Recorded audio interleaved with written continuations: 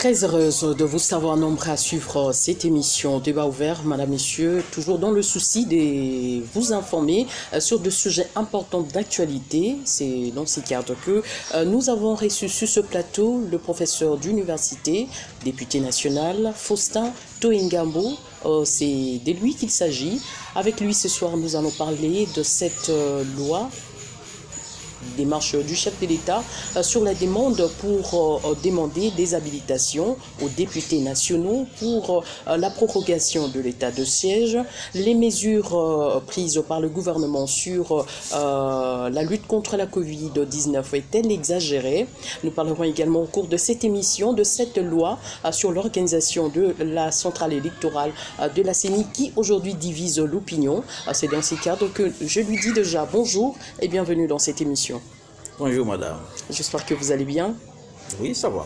Je rappelle ici qu'il est élu du territoire de Bassoko, dans la province d'Ela Chopo. Et comment aujourd'hui se portent vos électeurs? Non, ils se portent très bien. Ils se portent très bien. Je suis en communication avec eux tous les jours, pratiquement.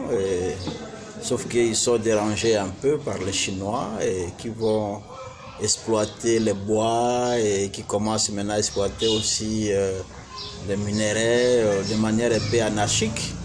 C'est ce qui perturbe leur quiétude.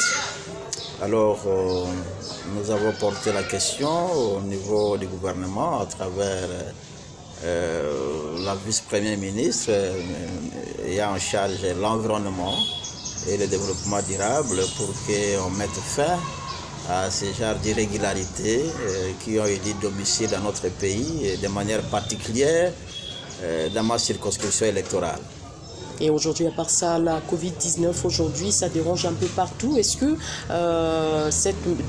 les différentes mesures prises par le chef de l'État, est-ce que vos électeurs aussi le mettent en pratique? Ils le mettent en pratique. Nous avons, à la place du gouvernement, essayé de leur apporter le nécessaire en termes de kits pour le lavage des mains et pour certains aussi les cache-nez, mais bien sûr c'est insuffisant. Tu vois que je ne suis pas en mesure d'équiper tout le monde.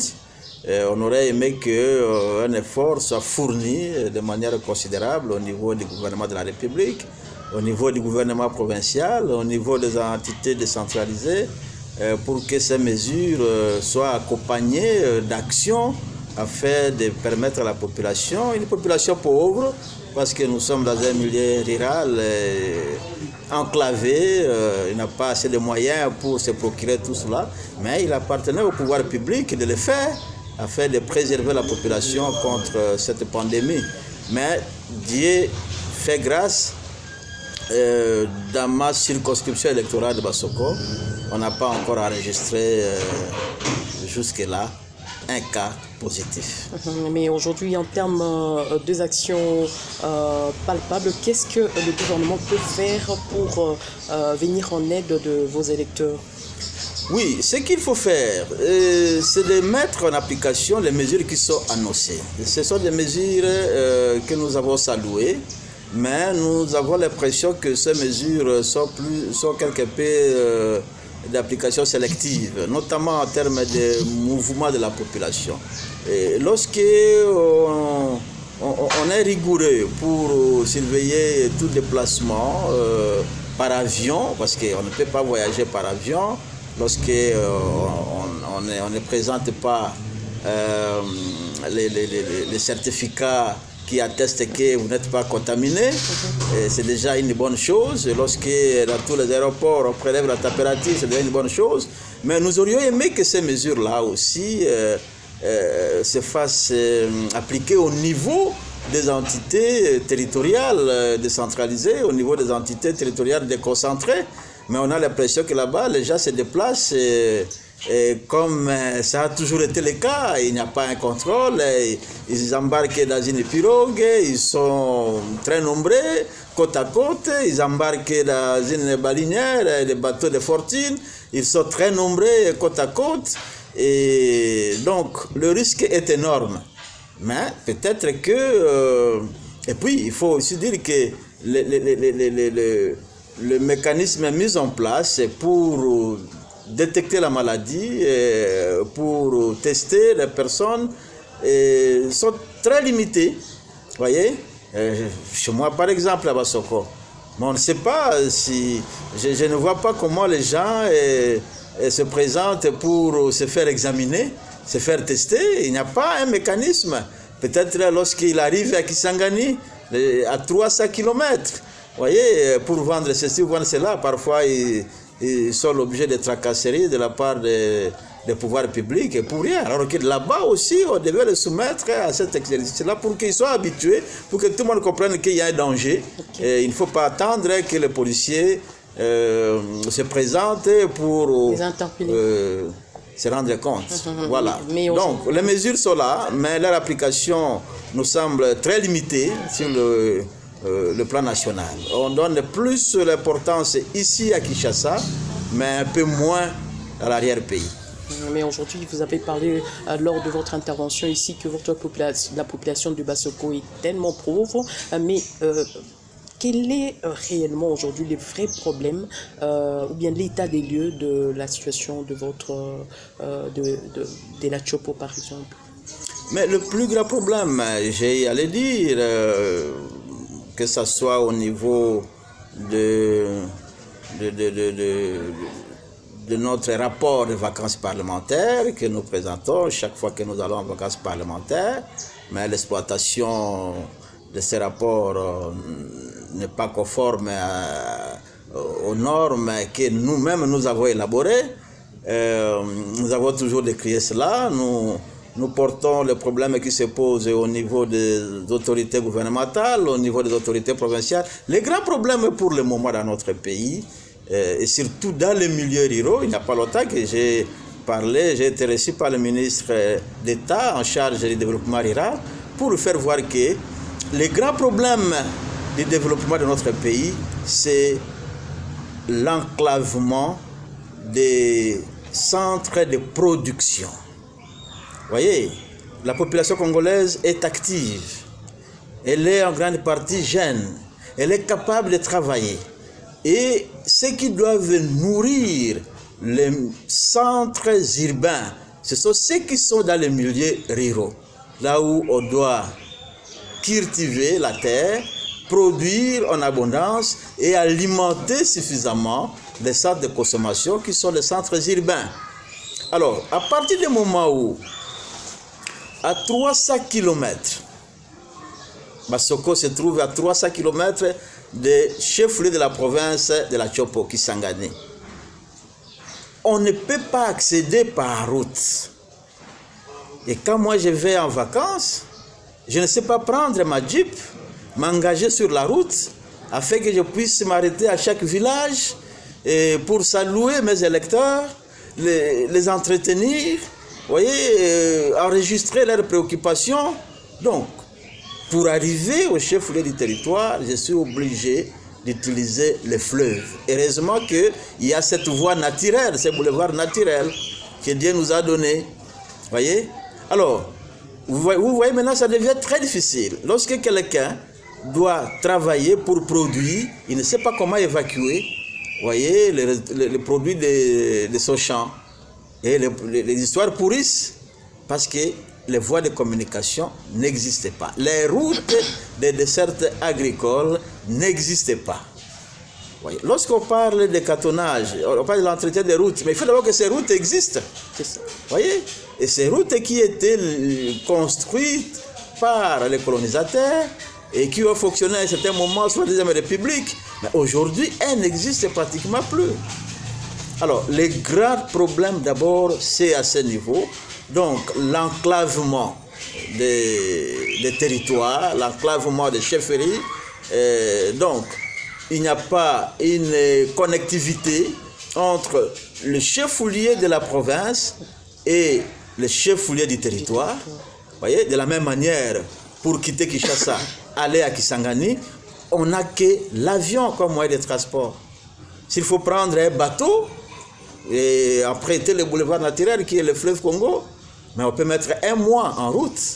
Et vous voyez ce que ça fait. Alors, donc on n'a que l'avion. Et vous voyez ce que ça coûte. Lorsqu'il faut prendre un avion, voyez, 2 heures pour arriver à Kisangani, qu'est-ce qu'on peut amener? Parce que les frais coûtent énormément cher. Déjà, le billet d'une personne, lorsqu'on doit faire un aller-retour, Kinshasa, Kisangani, et revenir, Kinshasa, Goma, et revenir, ça fait déjà le billet comme si on allait en Afrique du Sud, ou comme si on allait à Bruxelles. Vous voyez? Alors, si moi, député national, je peux éprouver des difficultés pour faire ce genre de va-et-vient, effectuer ce genre de voyage, maintenant prenez le paysan, prenez l'enseignant, prenez le peuple qui est là. Vous voyez? C'est ce qui fait qu'aujourd'hui, les gens prennent trop de risques et en s'embarquant dans les balinières, les choses fabriquées par les Congolais, sans normes, bien, on ne sait même pas les tonnages, et il n'y a pas de contrôle technique. Alors, ils ont créé, avec une certaine imagination extraordinaire, ils ont créé des moyens de transport, mais avec tous les risques. C'est chaque mois, chaque trimestre qu'on apprend que voilà, il y a une noyade sur le fleuve Congo, hein, parce que ces engins ne sont pas des engins qui peuvent assurer le transport de personnes. Vous voyez, peut-être les marchandises, d'accord, mais pas de personnes. Mais, faute de mieux, ils n'ont que ça. Et les accidents arrivent tous les jours. Et tous ces problèmes sont portés à la connaissance des autorités qui ont en charge la sécurité des personnes et de leurs biens. Donc, le grand problème, c'est d'abord celui-là, donc le désenclavement, l'absence de moyens de communication, et à cela s'ajoutent d'autres problèmes, notamment de sécurité, hein, parce qu'il y a toujours par-ci par-là la présence des militaires, même dans une zone comme la mienne, où on n'a jamais signalé la présence de groupes armés, mais on rencontre sur chaque tronçon des militaires, des policiers qui érigent des barrières. Pour quelles raisons? Juste pour rationner la population. Et une maman, un papa qui, sur son vélo, essaie d'amener un sac de riz, un sac de conserve de manioc vers les consommations, il doit payer à chaque barrière l'argent. Alors, qu'est-ce qui va lui rester? Voilà la souffrance. Et il faut maintenant ajouter aussi que la population est confrontée aux problèmes de la santé, les hôpitaux, les dispensaires qui sont là, qui fonctionnent d'une manière vraiment qui laisse à désirer. Les écoles qui sont là, les écoles sont nombreuses, bien sûr, mais avec des enseignants qui ne sont pas payés, et avec des infrastructures qui ne sont pas adéquates, et avec des interruptions qu'on a connues depuis bientôt 2 ans, et on peut imaginer quelle est la qualité de l'enseignement, la formation qu'on donne à ces enfants, pour que demain ils deviennent des responsables de notre pays. Voilà quelques mots de grands problèmes qui arrivent, et lorsque l'inondation arrive, Bassoko a toujours été la zone la plus affectée, hein, parce que les cases des gens maintenant sont inondées, les populations sont obligées d'évacuer, de se déplacer, et dans quelles conditions de vie. Et à la fin de l'inondation, il n'y a pas souvent de mécanismes pour désinfecter leurs cases. La conséquence c'est quoi? Multiplicité des maladies d'origine hydrique, et avec un nombre de morts, et d'autres ne parlent jamais ici à Kinshasa. Vous voyez, on ne parle jamais de ça, alors que ce sont des situations catastrophiques que nous vivons dans les milieux ruraux. Mais ce n'est pas pour autant qu'on doit se décourager, on doit continuer à travailler, on espère qu'un jour on peut retrouver le mieux-être pour ces populations qui habitent les milieux ruraux, et particulièrement dans mon territoire de Bassoko. Ok, merci beaucoup. Je crois que votre plaidoyer est arrivé vraiment aux oreilles de personnes qui ont cette charge de venir en aide à la population de Bassoko. Parlons également au cours de cette émission de cette saisine du président de la Cour constitutionnelle, Christophe Mbosso, qui a saisi la Cour constitutionnelle, dont la Cour a répondu en en donnant son cutus pour que le parlementaire puisse siéger chaque 15 jours pour permettre à ce que s'il y a prorogation de l'état de siège au niveau de 2 provinces, que cela puisse se faire. Comment avez-vous accueilli cette décision de la Cour constitutionnelle? Un sentiment mitigé. Comment ça? Un sentiment mitigé lorsque nous avons reçu la réaction de la Cour constitutionnelle en réponse à la demande d'interprétation de la Constitution formulée par le président de notre Chambre, l'honorable Christophe Mbosso. Et il faut d'abord vous dire que le président de l'Assemblée nationale, comme le président du Sénat, a compétence de saisir la Cour pour demander l'éclairage lorsque l'application d'une disposition... certains articles de la Constitution. Oui, ils ont compétence. En l'occurrence, c'est l'article 144. 144, c'est le cas. Mais que dit l'article 144 en cette matière précise? L'article est clairement libellé, vraiment clairement libellé. Madame, je dois vous dire que j'ai fait partie de ceux qui ont élaboré l'avant-projet de la Constitution, parce que le dialogue intercongolais de Sun City avait donné mission au Sénat de la transition 1+4, d'élaborer l'avant-projet de Constitution et après soumettre à l'adoption de l'Assemblée nationale sous forme d'un projet et qui devait être maintenant soumis au référendum organisé par la CENI. Alors, l'article 144, je crois, son alinéa 3, si ma mémoire ne me trahit pas, dit clairement que lorsque l'Assemblée nationale et le Sénat sont en session ordinaire, voyez, et qu'au cours de la session, le président de la République, dans l'exercice de ses prérogatives constitutionnelles, déclare un état d'urgence ou un état de siège, eh bien, pendant qu'on est en pleine session, si cet état de siège ou cet état d'urgence ne prend pas fin avant la clôture de la session ordinaire, eh bien, cette clôture est d'office et de droit retardée. C'est automatique. C'est-à-dire, on ne peut pas aller en vacances et laisser les pays, l'État, la nation, sous le régime de l'état de siège ou de l'état d'urgence. Parce que c'est un régime exceptionnel où toutes les institutions et tous les acteurs doivent être très prudents, en état d'alerte maximum pour surveiller et accompagner le gouvernement, parce que le gouvernement qui met en œuvre cet état exceptionnel. Voyez? Alors comment le gouvernement conduit cet état exceptionnel? Il faut la surveillance de l'Assemblée nationale et du Sénat. Et surtout lorsqu'il arrive que, voilà, l'objet pour lequel cet état d'urgence a été déclaré ou l'état de siège, si le problème demeure alors qu'on arrive à la date constitutionnelle de la clôture de la session, il faut renouveler, il faut proroger. Eh bien, le président de la République est compétent pour déclarer l'état de siège ou l'état d'urgence, mais pour prolonger, il faut une loi votée par les deux chambres du Parlement, une loi d'autorisation de prorogation. Alors, en ce moment, la présence des parlementaires est requise. Voilà pourquoi, et c'est ça l'esprit de la disposition, quand on dit que la session est retardée. C'est-à-dire qu'on doit continuer. C'est ce que nous avons fait lorsqu'on a déclaré l'état d'urgence sanitaire.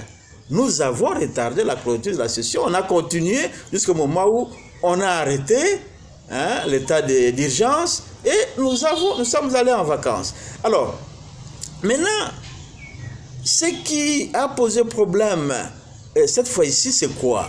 C'est que nous, députés, nous étions conscients, conformément à la Constitution, que non, nous n'avons pas droit aux vacances parce que l'état de siège est là. Et l'état de siège a été salué par tout le monde. Il n'y a personne, il n'y a aucun député qui s'est opposé à l'état de siège. Donc, tous les groupes provinciaux, les caucus provinciaux sont passés devant la tribune pour faire un message de soutien, pour appuyer ce que le chef de l'État venait de prendre comme décision.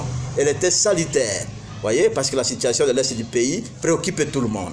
Alors, nous disons aussi que non, nous devons être là, en dépit des besoins exprimés par nos électeurs qui sont vraiment pressés, qui sont assoiffés de nous. Nous leur disons, patientez, nous arriverons, mais on gère d'abord une question d'intérêt national. Alors, comment pendant ce temps, nous nous approchons de la clôture, mais du coup, on voit une loi d'habilitation élaborée par le gouvernement tomber sur notre table.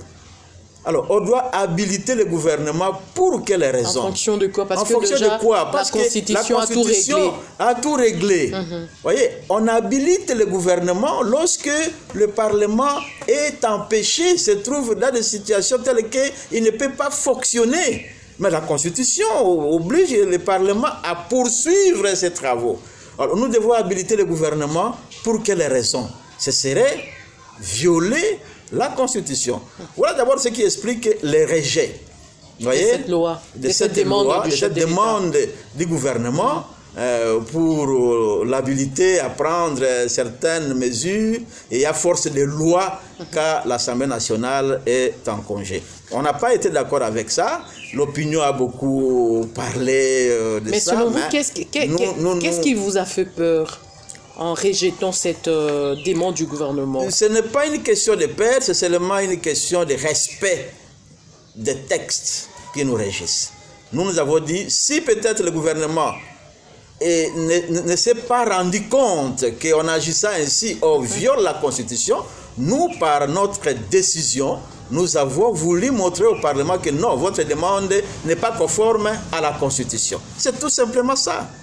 Et il est bien entendu que ce serait une irrégularité qu'on habilite le gouvernement. Et puis lorsqu'on voit aussi dans cette loi, dans ces projets de loi d'habilitation, bon, on aurait peut-être compris si la demande du gouvernement s'était arrêtée tout simplement à l'autoriser à prolonger pendant que nous sommes en vacances. Mais en plus de ça, on ajoutait d'autres matières, en l'occurrence jugées par les parlementaires, jugées par les députés, importantes, voyez, qu'on ne peut pas laisser au gouvernement seul d'apprécier, de décider. C'est notamment le cas de cette question d'actualité de la numérique. Et que la loi, d'abord, on ne sait même pas de quoi il s'agit concrètement. Nous avons appris qu'il y a un nouveau ministère en charge des numériques. Voyez, bon, on voulait amener une loi organisant justement ce secteur. Ça nécessite la présence des élus du peuple. Pour débattre un peu sur la question. Pour débattre sur la question. Alors pourquoi on doit en faire... ça doit être une matière à régler légalement par le gouvernement seul. Nous avons trouvé que c'était suspect. Nous avons vu aussi que c'est la question. Il y avait même les questions des finances publiques. Alors que il y a une loi sur les finances publiques. Alors, une loi habiliter le gouvernement à prendre des mesures par ordonnance et loi relatives aux finances publiques. Qu'est-ce que ça veut dire? Donc, évidemment, sans avoir eu des explications, parce qu'il fallait bien que le ministre compétent vienne nous expliquer. Non, on a dit tout simplement, à partir du moment où la Constitution règle le problème, voyez, nous n'allons pas en vacances, nous restons. Mais c'est vrai qu'en décidant ainsi, on n'a pas résolu le problème. Le souci du gouvernement, certes, c'était de dire, voilà, les conditions ne sont pas réunies avec la crise sanitaire qui a rebondi. On parle de troisième vague qui serait beaucoup plus meurtrière de la Covid. il faut permettre aux députés d'aller en vacances pour ne pas faciliter les contacts, la contamination avec des réunions de plusieurs personnes au palais du peuple. Ça s'explique. Okay. Oui, ça s'explique. C'est vrai, c'est une situation exceptionnelle. Et je crois que c'est à ce niveau-là. C'est à ce niveau-là que le président de notre Chambre a trouvé, bon, alors, il y a deux impératifs. Le respect de la Constitution, qui nous dit que la clôture de la session doit être retardée, c'est que les députés doivent continuer à travailler. Le deuxième impératif, c'est faire face à la situation sanitaire qui préoccupe tout le monde. Alors, qu'est-ce qu'il faut faire? Faut-il aller en vacances?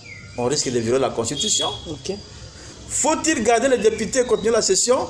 On risque de les exposer à la Covid. Qu'est-ce qu'il faut faire? Voilà ce qui a amené notre président à saisir la Cour constitutionnelle pour interpréter.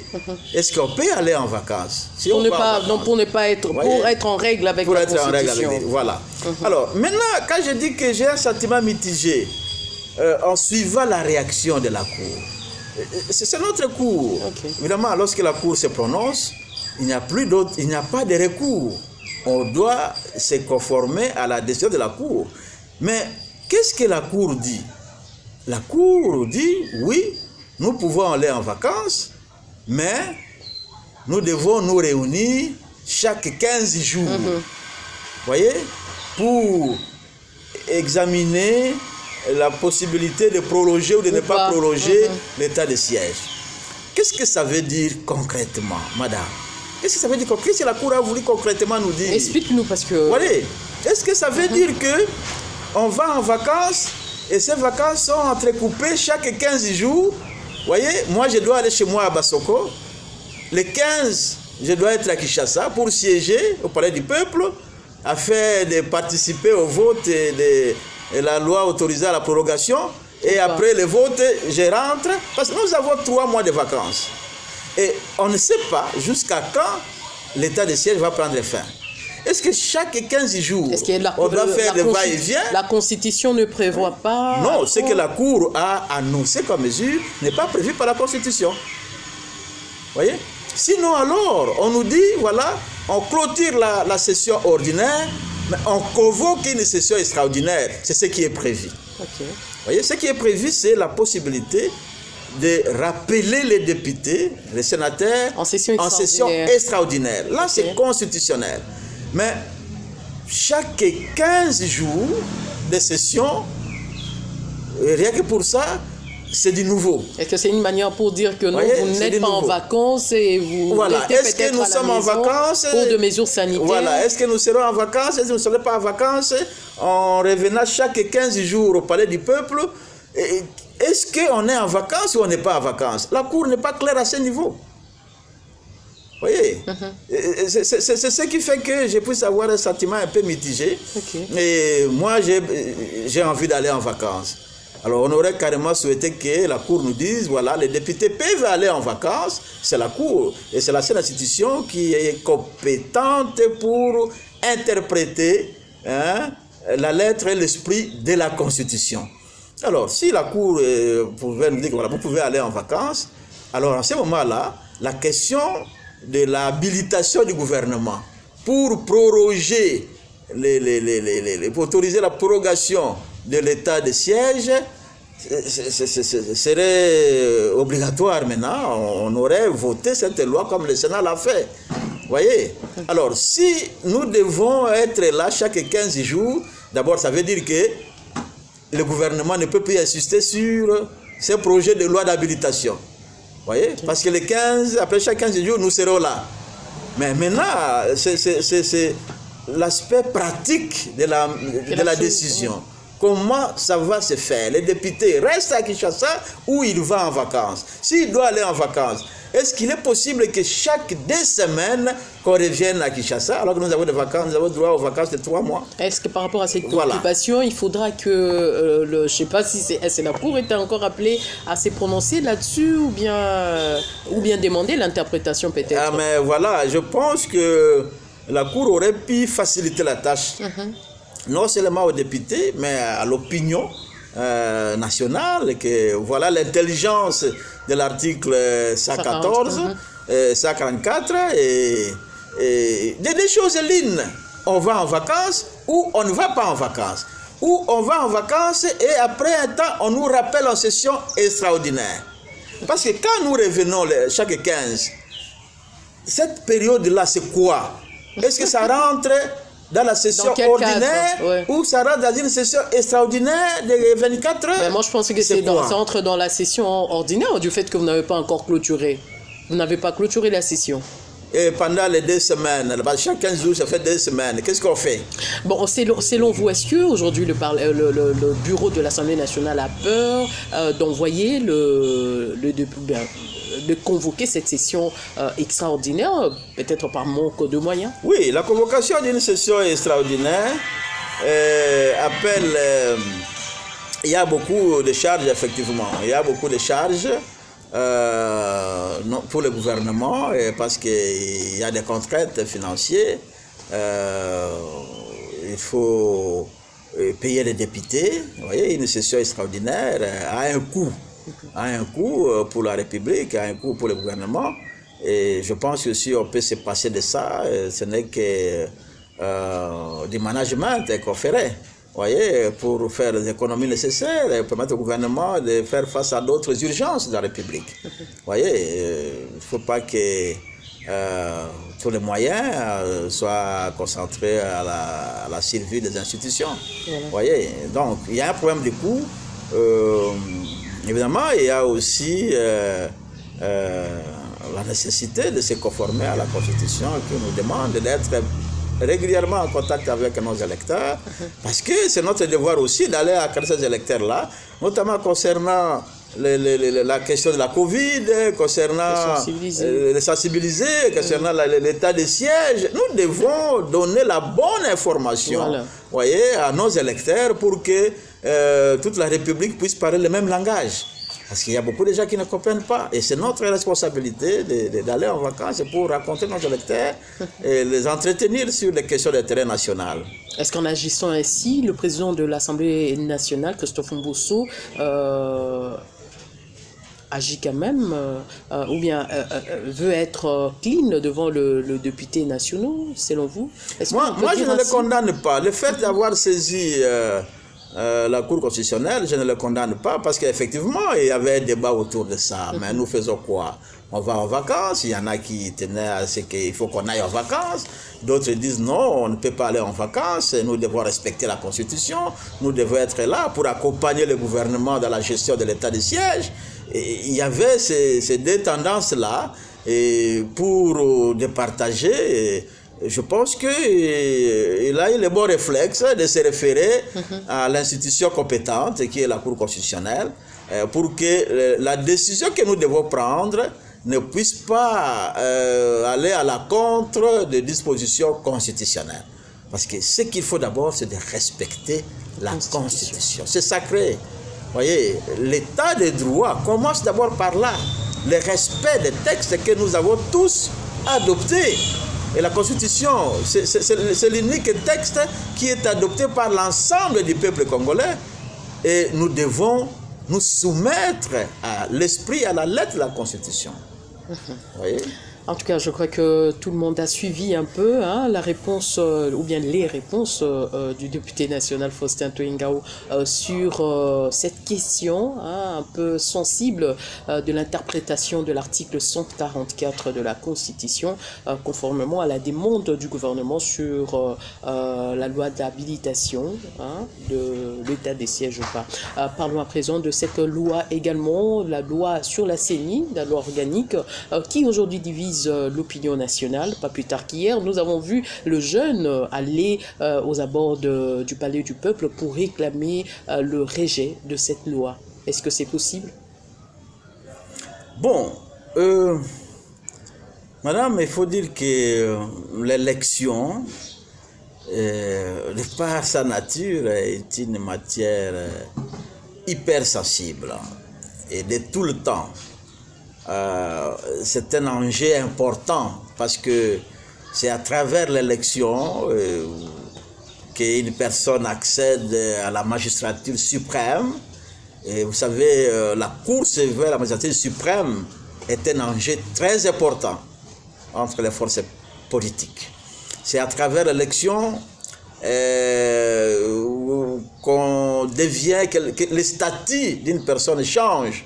Vous voyez, devenir député, devenir sénateur, devenir gouverneur et tout ce que vous connaissez, c'est à travers les élections.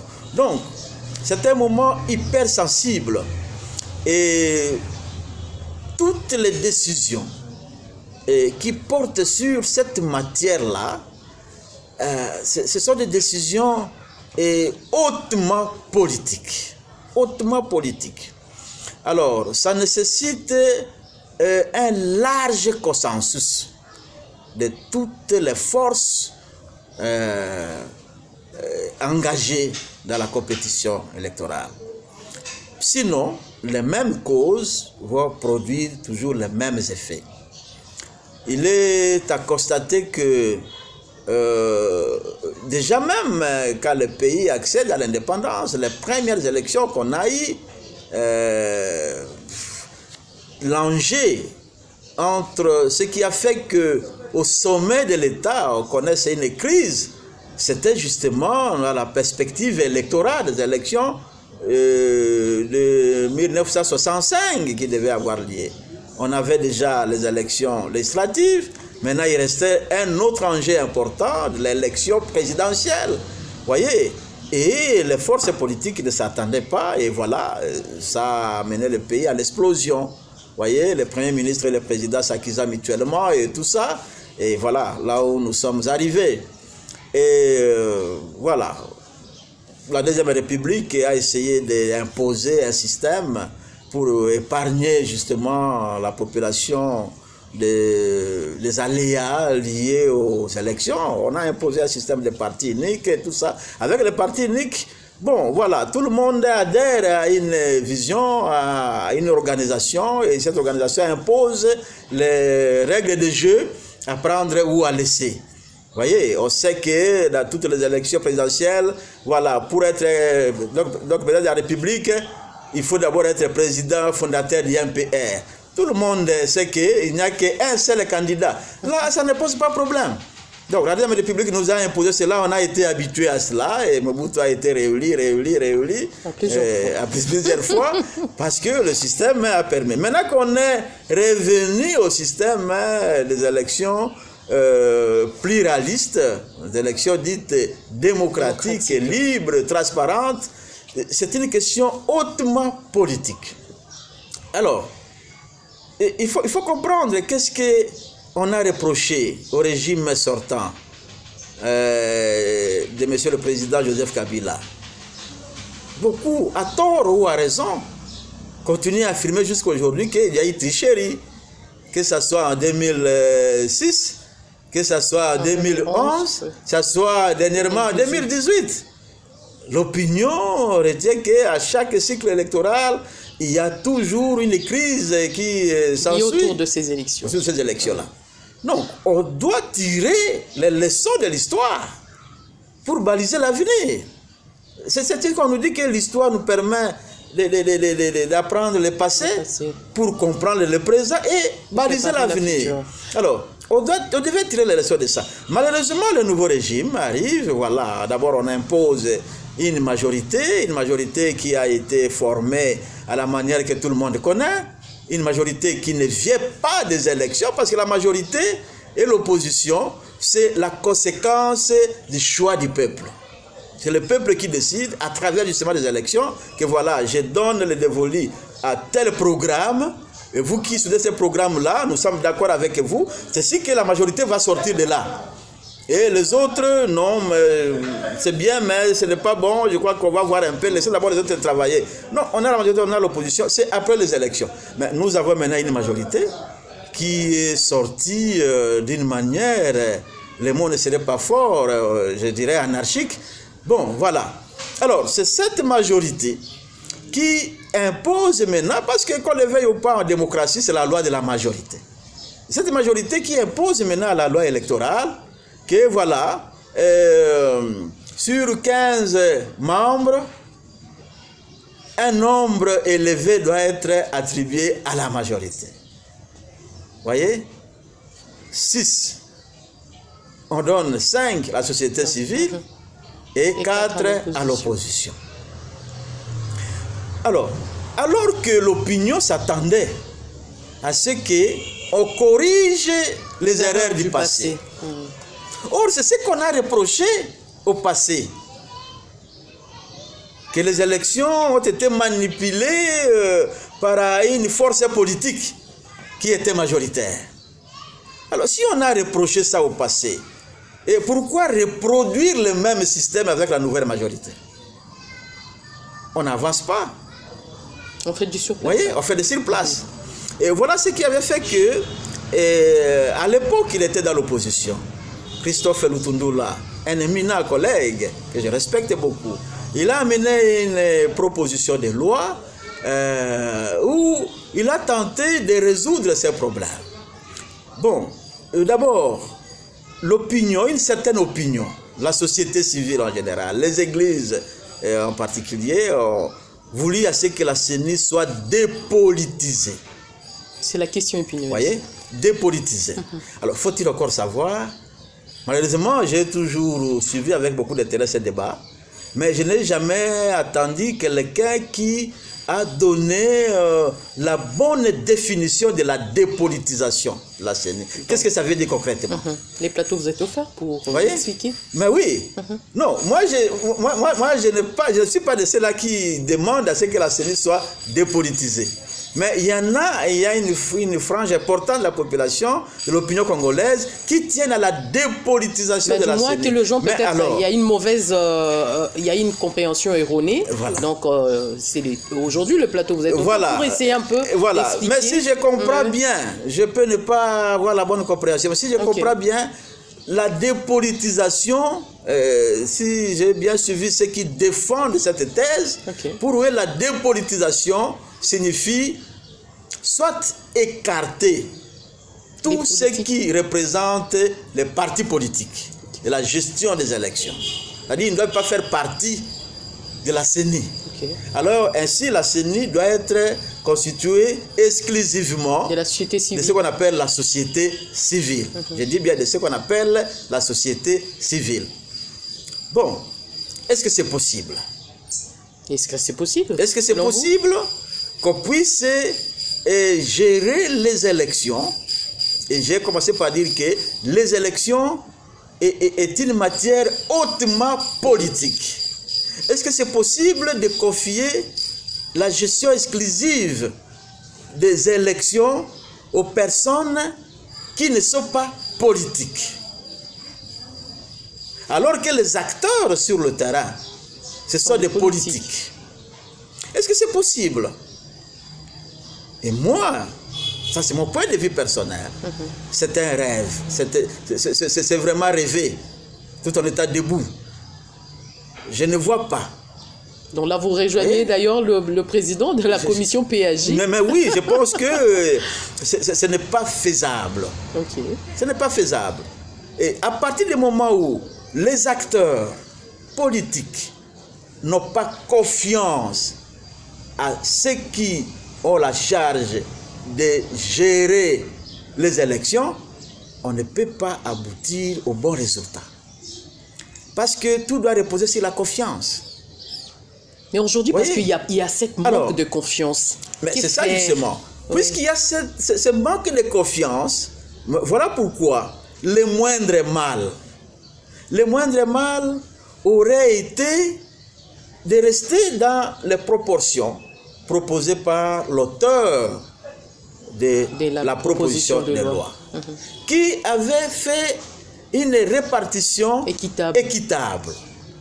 Voyez, nous sommes d'accord aujourd'hui qu'il y a 3 grandes composantes dans la constitution de la CENI, dans la gestion des élections. Il y a 3 grandes composantes.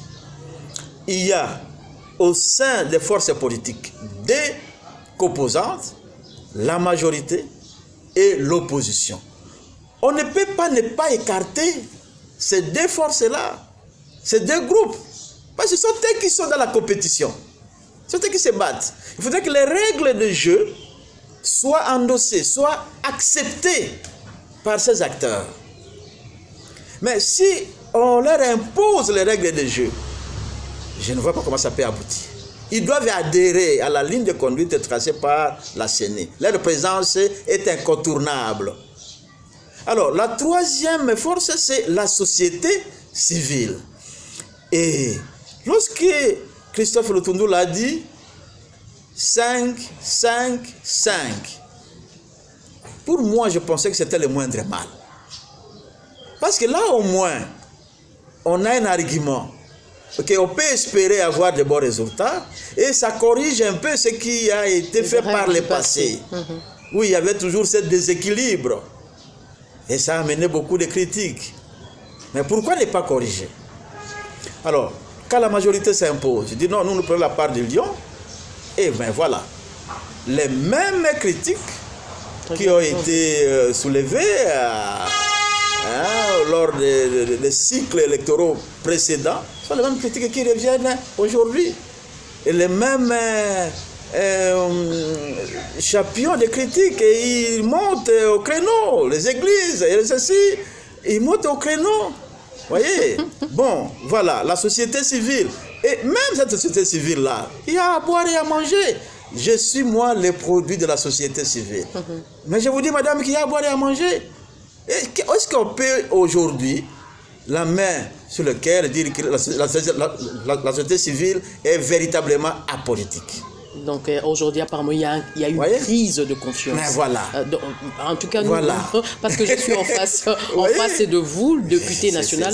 Parlez-nous un peu de, parce que nous sommes à la fin, la technique messinienne que nous sommes à la fin, mais je reste quand même à ma soif. Je reste à ma soif. Il y a certaines questions que j'avais voulu vous poser, mais je crois que prochainement vous allez nous accorder le même plateau. Mais parlons un peu, parce que je suis en face de vous, et tant que député national, parlez-nous un peu de cette affaire de 500 Jeeps. Pourquoi aujourd'hui l'affaire de l'octroi de Jeep aux députés doit faire toute une polémique dans la classe politique? Non, moi je pense que c'est vraiment bénin comme dossier. C'est vraiment ridicule que l'acquisition de Jeep en faveur des députés puisse vraiment préoccuper l'opinion comme nous le vivons aujourd'hui. Est-ce qu'on peut dire aussi que ça fait partie de la misère qui caractérise la population, comme l'a dit la Sainte Cour? Je crois que quelque part, il y a ça aussi.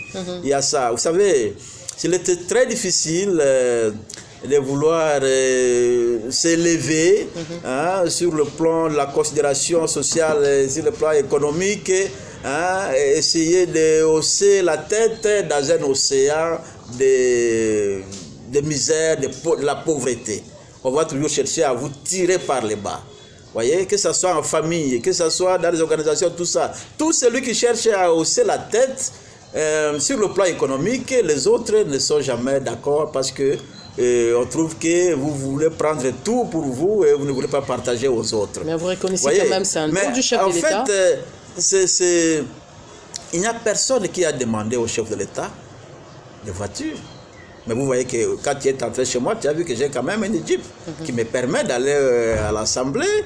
Et je rentre chez moi. Beaucoup de députés ne vont pas au Parlement à pied. Ils ont leurs moyens de transport. Mais, évidemment, ce sont des engins qui s'usent. Il faut les renouveler. Et depuis que le Parlement existe, à chaque mandature, on a eu à renouveler les moyens de transport pour les députés. Mais selon une procédure qui permet aux députés d'obtenir sa Jeep dans des conditions moins difficiles. Et apparemment, il s'est posé un problème de... Et ça s'appelle les crédits. De passation de marché. Même moi, professeur d'université, il y a eu un moment, il y a un passé récent, où, à travers mon salaire donné par le gouvernement, j'avais acquis une voiture. Vous voyez, les démarches faites par le gouvernement en faveur des professeurs d'université. Pourquoi ça n'a pas fait trop de bruit? Et dans plusieurs corporations, dans plusieurs groupes, ce sont des choses qui se font même dans les entreprises. Voyez, on voit les patrons prendre contact avec une banque, avec un concessionnaire. Mais quand on parle de don du chef de l'État et qu'il y a plusieurs problèmes à la fois, c'est là où ça pose problème. Moi, je le dis franchement, c'est que notre président de l'Assemblée nationale a mal communiqué. Peut-être qu'il a voulu s'attirer trop de faveurs du président de la République pour montrer. Et ça, c'est aussi exposer le chef de l'État. Pour montrer que donc nous sommes tellement pauvres, le président dans sa magnanimité veut nous donner des voitures, alors les députés vont applaudir. Non, non. Les députés, avec ce qu'on lui paye et qui vient du trésor public, est en mesure de payer de manière échelonnée un crédit voiture, un crédit Jeep. Parce que les autres l'ont fait. Pourquoi ça n'a pas fait trop de soucis? Moi, j'étais déjà sénateur pour votre information. Après Sun City, j'étais sénateur. J'étais le Benjamin des sénateurs. Vous voyez? Pendant la transition 1+4, nous avons acquis des Jeeps X-Trail. J'en étais bénéficiaire. Pourquoi ça n'a pas fait problème? Et après, les députés élus en 2006 ont acquis des véhicules. Ça n'a jamais été le don du chef de l'État. En 2000, ceux qui ont été élus en 2011 ont acquis des Jeeps. Ça n'a jamais été un don spécial du chef de l'État. Mais pourquoi ceux qui sont élus en 2018 ne peuvent pas jouir des mêmes privilèges comme leurs prédécesseurs à partir de leurs émoluments? Mais je pense que s'il y a un problème, si se pose un problème, c'est la communication de notre président.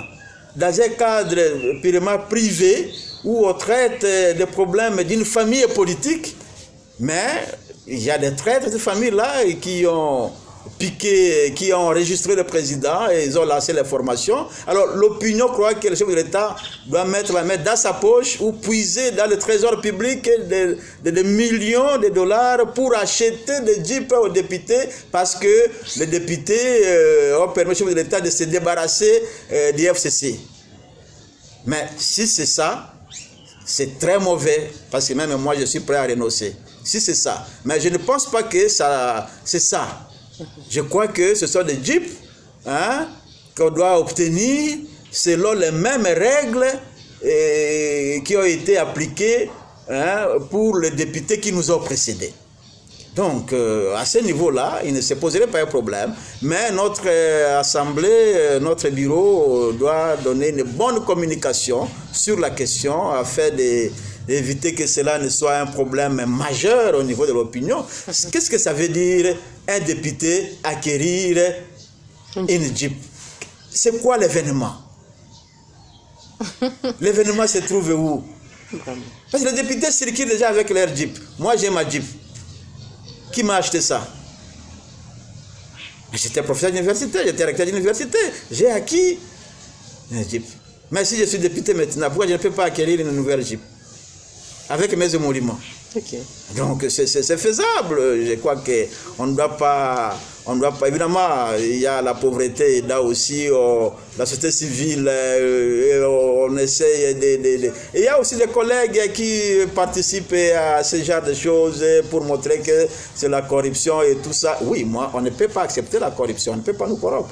Il y a des députés qui ont refusé la corruption, qui sont restés fidèles dans leur camp politique. Vous voyez, s'ils avaient accès à la corruption, tout le monde serait de l'autre côté. Et cela, pour acquérir le Jeep, ça ne peut être que la corruption. Non, ça, on n'est pas d'accord. Si c'est ça, nous tous, nous allons refuser. Okay. Nous allons refuser. Mais moi, je suis convaincu que ce n'est pas ça. Mais il ne faut pas non plus que dans cette opération d'acquisition de Jeep, s'il bat des émoluments, des crédits supportés par les députés, qu'il y ait une récupération politique. Ok, Voilà. je crois que l'opinion a été éclairée autour de cette question de l'octroi de Jeep aux 500 députés, dont le député national a dit que c'est tout à fait normal que le député puisse avoir le moyen de transport, mais ça fait partie de crédits qu'ils obtiennent auprès de différentes banques commerciales. Donc, nous sommes arrivés à la fin. Ah bon, déjà? Nous sommes arrivés à la fin parce que la technique me signale là que c'est vraiment fini. Voilà. Est-ce que vous avez quelque chose à ajouter? Non, mais c'est d'abord de vous remercier, de remercier votre chaîne et de demander aussi à ce que vous puissiez aider le peuple congolais à avoir la bonne information. Et comme vous faites là, vous allez à la source pour avoir la bonne information afin que on évite de des spéculations. Spéculer, de tout interpréter négativement. On évite la spéculation, mais je pense que si l'information était diffusée correctement, et c'est ça votre rôle, vous de la presse, vous constituez le 4e pouvoir, vous devez aider le peuple congolais à avoir la bonne information. En tout cas, merci Faustin Toingao. Donc, je rappelle ici que vous êtes élu du territoire de la Tchopo. Exact. De la Tchopo. Donc, vous avez essayé un peu... Le territoire de Bassoko, dans la province de la Tchopo. Donc, vous avez essayé un peu de décrypter la situation, ou bien faire un état des lieux de votre territoire. Donc, de là où vous êtes élu, au cours de cette émission, vous avez tout détaillé, la situation sociale que connaissent vos électeurs à présent face aux différents problèmes que connaît les pays. Entre autres, cette question de la pandémie de la Covid-19. Vous avez également éclairé l'opinion sur la loi d'habilitation qu'a sollicité le gouvernement congolais, la décision de la Cour constitutionnelle. Vous avez également essayé d'expliquer sur l'affaire de 500 Jeeps. Donc voilà, madame, messieurs, je vous dis merci à vous tous qui vous avez pris rendez-vous de suivre cette émission. Donc là, je dis merci à Brandon, à Jires Mabeka, Guillaume Zinga, merci à Monsieur Chomba, merci à Steve Masashi, au régisseur. Donc je vous retrouve prochainement dans un autre numéro, bien sûr. Au revoir.